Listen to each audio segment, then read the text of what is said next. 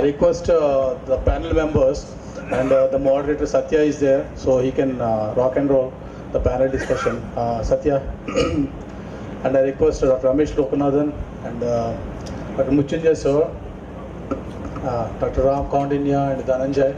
To discuss, what is it that's happening within our labs, publicly funded? What is being happening outside of the labs in the industry? And we, again, so it was a pleasure to hear you that you started right after your retirement and, did that all by yourself. How do we bring these two ecosystems together? Not that they haven't been talking, but how do we make it more frequent, more dense, and things like that. And to do that, we have an amazing panel. I know all of them personally. I'll start with Ram Kaundinya. In terms of agriculture, you wouldn't have found a better expert who has seen it all in my view. He's presently the director, independent director in Axis Bank. And earlier he was the MD of Advanta, a Dutch company, I think. That was bought by United Phosphorus, right? Yeah. So some history I know. And then before that, Monsanto, Sinamate, so really the corporate hat of what happens in the industry. I'll start from the other side, so that's a bit of a randomness. Mrutyunjay, Dr. Mrutyunjay, again a good friend. He has single-handedly, he would of course say with partnerships, definitely everything is partnership, but he has single-handedly transformed the eastern corner of India and beyond. If you haven't visited KIIT TBI, then please go. He is the founder, director of KIIT, KIIT School of Biotechnology, which now has around 50 or 48 faculty, but also the founder, director of KIIT TBI and CEO as well. He did his master's from the DBT program from Goa, right? University of Goa, and then later on did his PhD from University of Delhi.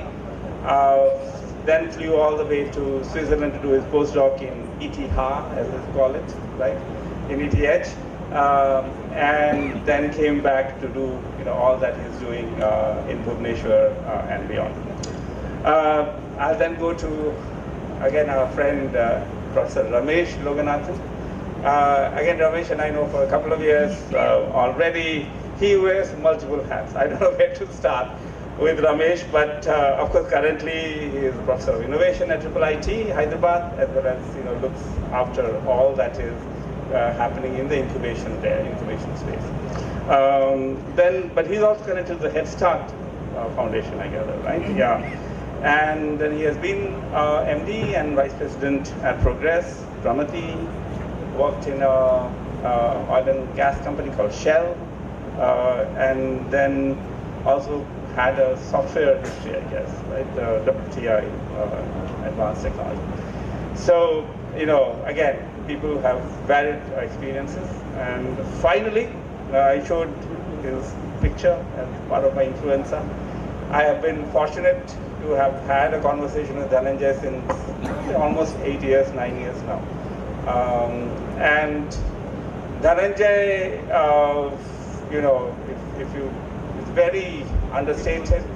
Finished his undergrad from IIT Madras, where he won one of the best prizes there. Then went off to Toronto to do a master's, if I gather right, and then landed in a very small place, something called MIT, to do a PhD in chemical engineering.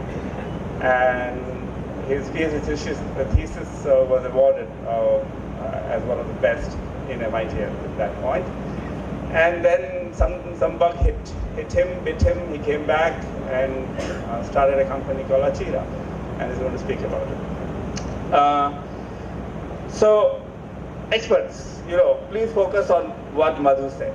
Pride and prejudice. He actually wrote to me again in the last night, late night at 12 o'clock, an email comes that do not deviate from this. And I said, okay, fine, you're the boss, I will have to agree with that. what is happening in our academia, what is happening in the industry. If you remember Pride and Prejudice, it was about two families, right? Bennets and the Darcys. Elizabeth Bennet was a 20-year-old young lady, beautiful, opinionated, and made,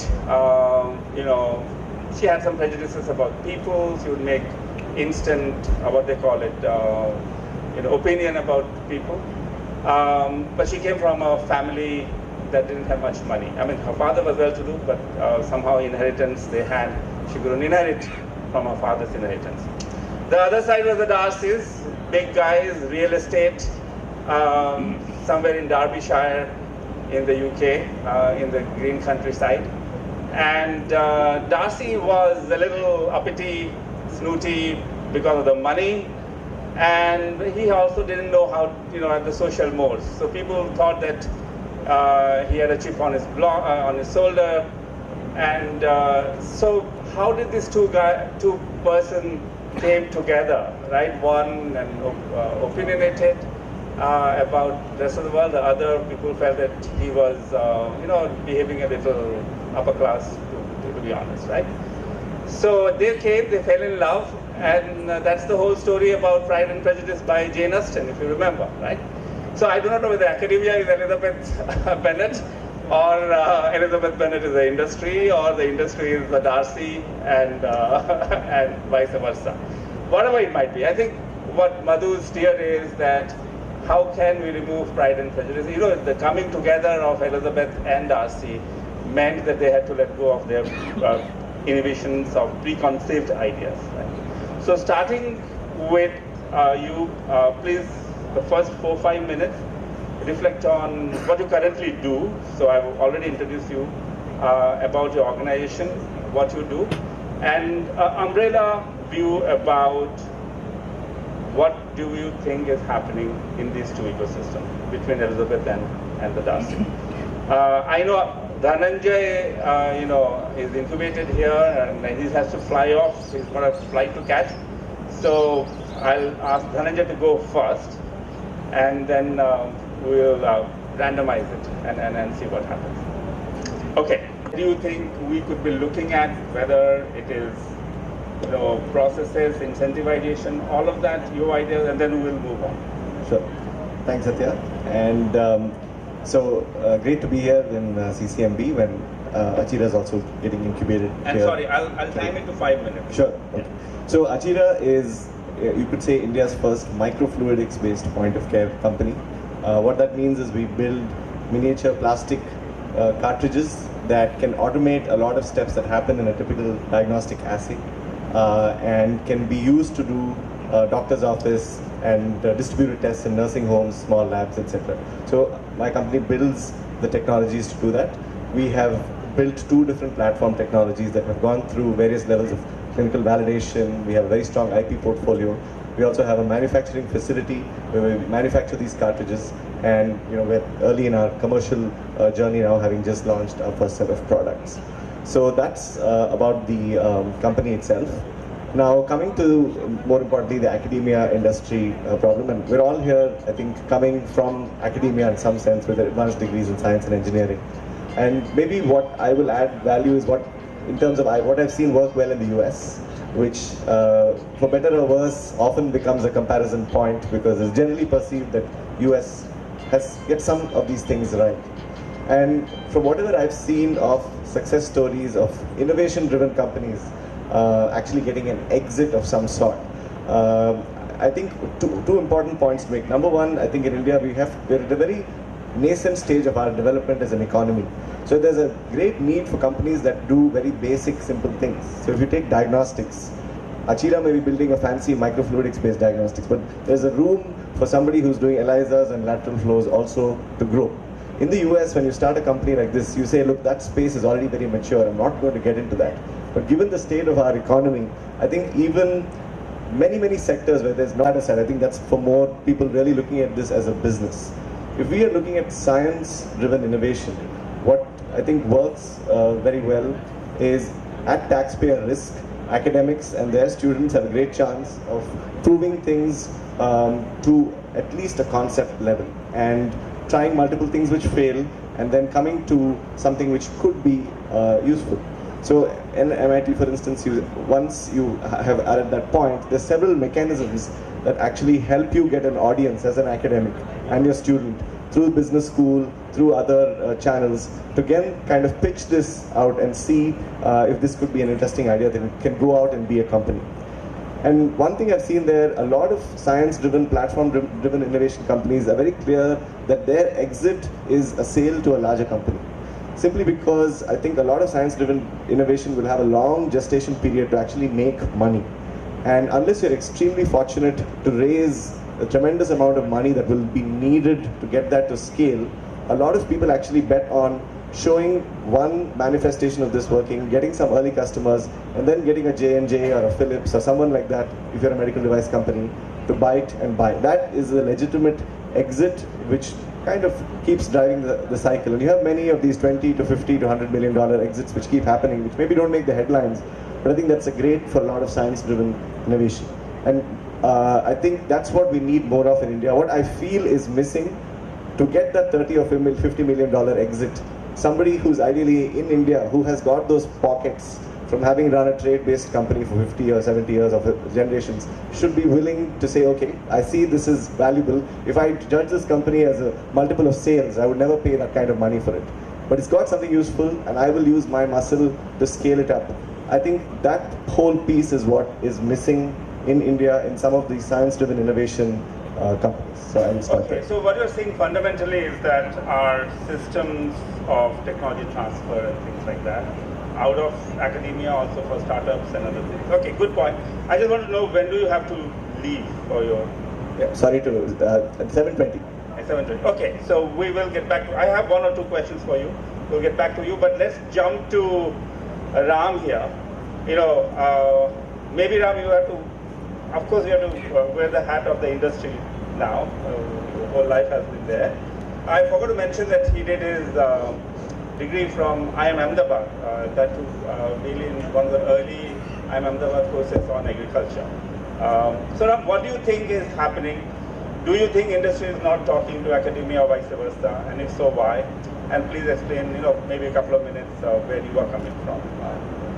Yeah, I mean, about myself, I'm currently working closely on the startup system and then trying to help set up a platform where all the startups and funds and mentors and corporates and all can come together. But I work only in the area of food and agriculture. So in that sense, mine is a very focused area. I've been in this field for the last 40 years, so I stick to that field. So in that sense, I can talk only in that context. So food and agriculture, nothing much is happening, really speaking, between academia and industry. The first thing is that there is I feel that there is not enough trust between the two. The public institutions and the government don't have that level of trust in the private industry in terms of coming and commercializing their technologies. That is one issue which actually blocks some of the collaborations. Is the trust only from one way, or is the two-way trust? It is completely two-way. Yeah. So I just wanted to clarify that. Yeah. The second point, I think, which actually also doesn't help, is that a lot of research that goes on is not market-driven research. The market needs something else, and the research goes on in some other area. And we first work on research and try to fit it into the market. So I think that's where we find that a lot of initiatives that the industry took to talk to academic institutions don't really have viable technologies, scalable technologies, unique technologies which can actually be useful to the customer. The third aspect, I think, is that there is not enough hunger among the public institutions to have a tie-up with private industry, to generate business, to actually make it into a big, explosion of a particular technology in the market. Okay. So I think we need more hunger. We need more facilitating templates and processes which public institutions can use to actually attract private industry and also to have tie-ups For example, intellectual property is an issue between the two. For example, exclusivity is an issue between the two. So I think those are all some things which actually come in the way. But I think we can talk more about some of the ways in which we can overcome these things. But I would say at an umbrella level, as you asked for, I think I don't have many examples to give you about successful collaborations between industry and academia. We do work with ICAR, we do work with IARI and some of the, you also have too much of fragmentation in one sense. Now, these are brilliant points. Trust, market-driven research, hunger processes. We'll stop there and then go to, I know, Ramesh is the local man, so we'll definitely then go to Mrutyunjay because as host, as a local person, he'll go last. Okay, Mrutyunjay, quick thing about TBI was started. So let me tell you, in 2007 I came back to Odisha, and I was always told by everybody that people are sleeping in Odisha, not doing much of work, right? Very lazy people. But if you look at the whole ecosystem, a lot of bright people there, and I always say that if you provide the right platform, and everywhere the ecosystem will arise. That's what we did. Me and my team did the same thing. And we established TBI, even though I'm a professor in the School of Biotechnology, so I understand the science, I respect science, technology, and also I understand business. And that's what I think made some difference there.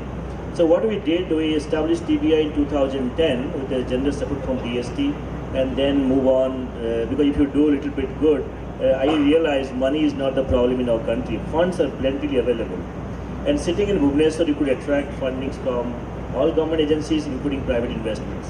So TBI has now emerged as one of the most successful in the eastern part of India. Of course, now we are aiming bigger than that.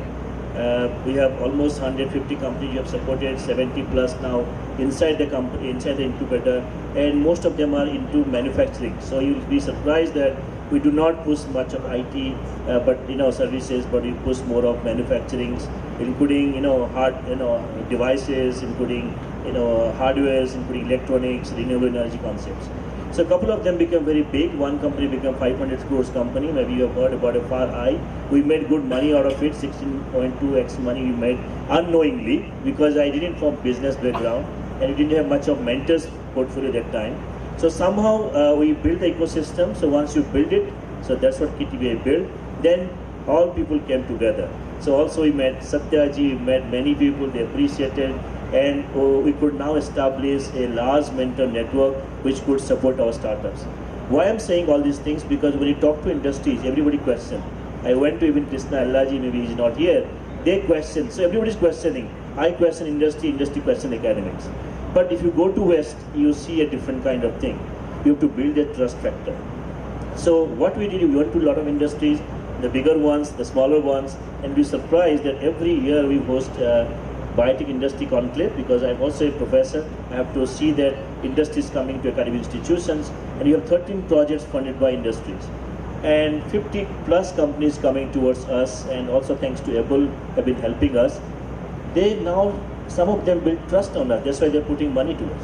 So what I'm trying to tell you that before you question, we do some engagement plan, invite the companies. I put a couple of them into our board. They have been reviewing PhD thesis, they have been reviewing our startup community. They realize the beauty of reviewing, beauty of speaking to young crowds. So that's why Krishna you will see that he will be coming every time. Again, he's coming in May and talking to our young startups, young students. So engagement is the major factor, I feel. Once you do that, you will have an authentic partnership model of academic industry. Okay. And KTBI now has emerged, and now we have been getting into different sectors and seeing that we could produce more of the manufacturing startups. So manufacturing is our main objective. So again, Mrutyunjay is saying about trust, but increasingly he also dropped a little hint about welcoming industry to their boards all across India is something that we want to talk. Okay, Ramesh, your thoughts, IIIT Hyderabad, plus the general thoughts about the two families. Sure, Science, computing-centered institution, started 20 years back. It's a research university primarily. So to that extent, too different from many of the CSIR labs in its primary focus, but we're also teaching institution. So it's research-led teaching, and applied research was one of the founding objectives, trying to get the research used. And when the aspiration was there, it's been very elusive. The results have been very elusive, not for the want of trying. So the incubator started in 2008 with that objective, with the hope that professors and the research students will take their work forward as a startup. 11 years later, almost 350 startups that have been through the incubator, and less than 5 have come out of research. So, so that was not to be. So we have tried many things for several years and finally gave up and said, okay, that's a lottery ticket. When it happens, it happens. We will celebrate, but that cannot be the strategy. So if you look at, so our focus is to get around computing and electronics primarily. And when we started, like there was IIM Ahmedabad, IIT Bombay and IIT Madras, but pretty much only 3 that we could even talk to who had done something by then. They also hadn't gone too far yet, so we are fumbling and learning ourselves, much like what KIIT is doing. And in fact, there's a lot to learn from KIIT. They've created phenomenal scale in spite of being in a relatively remote, disconnected from the rest of the industry and such. So just specifically talking about, we've been trying many things in terms of how to get innovation connected to industry, research or startups. For us, research connected to startups or industry, more specifically. And one of the biggest things that I find is this: it's not that they are either of the two worlds of snooty, just that they're very, very unaware of each other.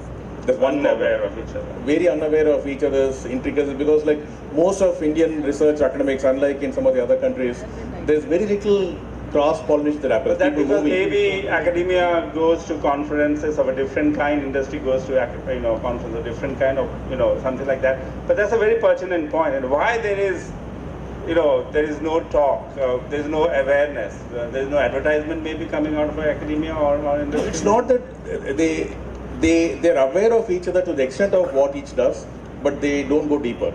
So now industry thinks like, at least in computing world, I'm sure it's not the same in life sciences, because once the research is done, the life science research is directly applicable in industry. Unlike in computing world, there is a gap between the knowledge creation, which is IP or research that got created, and its application for use case. There is a translation involved, and that translation is the biggest gap, at least in the computing world, in the software and electronics world. That translation is the biggest. The research, while 2, 3 years, 4 years work was done on top of a strong body of research work and knowledge already as a base, there is a 3 to 6 months minimum effort required to translate that research to a particular use case. Now, without that, the research is not going out, and that's what all anecdotal data suggests. Now, when we see opportunities, when companies come saying, somehow, if at all a company were to discover such a use case exists, research use case for that research exists and they're interested, when they come and talk to academics, it's not first obvious to understand such a use case. Research can be used for such a use case. The connection itself is very difficult to make. Assuming somebody makes a connection, when they come and talk to academics, there's always who's going to do that bridging. Somebody has put that effort. Industry says, you build and give me the prototype, then we will take it forward. Research says, look, we will give you our papers and all our work, you build it. Now, so after a different attempt, we find this, okay, let's go build this ourselves, bridge this ourselves. And so we create a product lab, and which does just that, looks at market, curated. A lot of translation efforts. If you look at many of the translation efforts, most translation funding goes to research. And most researchers view that funding as additional research funding. While the funding came for translation, they don't look at it as the translated product being their objective. They take research a little bit closer, but that end thing is not what they work towards. Right. That's what the funding was for. You've already given 3-4 anchors for me for product lab, what happens within that, how do this disconnect, you can bring people together, and especially the industry expectation that I think Professor Monday said, industry wants TRL 9 and academia is playing in until TRL 2, 3, and that's correct. Amazing points, we'll come back to it. I think Dhananjaya would be flying off soon. We've got another 10 minutes with Dhananjaya. 2 questions, Dhananjaya. One, you are a startup, a mature startup, you are raising money, plus you have built a team from, sorry to embarrass you, from 3 to 40, I showed the pictures of you. Now, what, if it is, by the way, let me also put a disclaimer. I'm doing this on a personal basis, nothing to do with my present or past organization. So I can be more informal, and nothing should be attributed to my organization. This is all my personal opinion that I'm talking about. Okay, now the disclaimer is done, I can be more free. The point is this, for the big guys, they might have either the money or the patience to engage with academia, or no matter where the TRL are, right? I mean, think about the Pfizer or whatever, right? Or Medtronics, or But for you, right, at a cusp, you're not fledgling anymore, but you're not a Medtronic as well. What is it that drives you to engage with academia? Have you done it? I personally know that you have, but then I'd like to know what forces you to do that, what vectors are impinging on you to do that in terms of Achira, and what have you learned from that experience? Sure. So I think inputs in some sense came from my own PhD thesis and engagement with my former lab at MIT. So my advisor from MIT also continues to be associated with Achira, a scientific advisor to Achira. So that was a very strong academic connection for us to begin with. And in some sense, I knew that there was a solid innovation there that was worth pursuing and building into a product. But after coming back to India and we've kind of matured on that platform, I think for a company at our stage, we don't want to obviously be distracted, do too many things. So there's one level of support which is very much on the mode of consulting on very specific problems. So for example, as a blood testing company, you might want to get somebody who's an expert pathologist or a professor of pathology or biochemistry to really come work with you, comment on specific procedures that you're doing, how they compare with clinical gold standards and so on.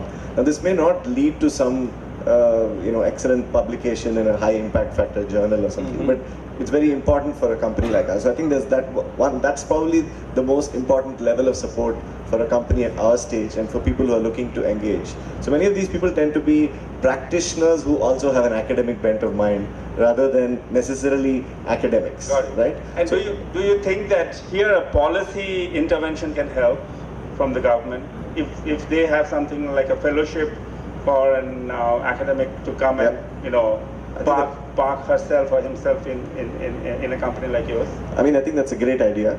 And if they were free to come and spend a summer or something in a company, I think that would be absolutely excellent. Is there something like that in your landscape in India? Do you think that? I haven't seen anything. I don't know of anything like that. Okay, there you go. We have one recommendation already from the panel. Which you have made, and I'm which you are agreeing to. I'm agreeing to, absolutely. I think fellowships for even PhD students, many of them who want to test waters even in a startup before going out would be equally good.